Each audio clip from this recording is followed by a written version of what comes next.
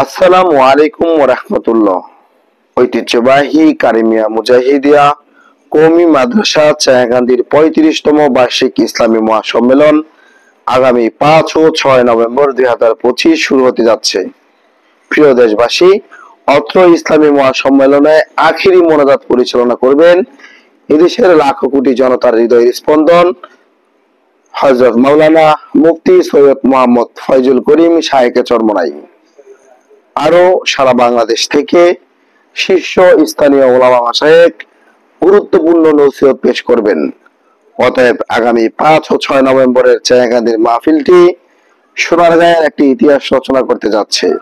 সেই সুবাদে আমি ও আমরা সকলেই একসাথে এক হয়ে আগামী ৫ এবং ৬ নভেম্বরের মাহফিলটি সফল করব ইনশাআল্লাহ।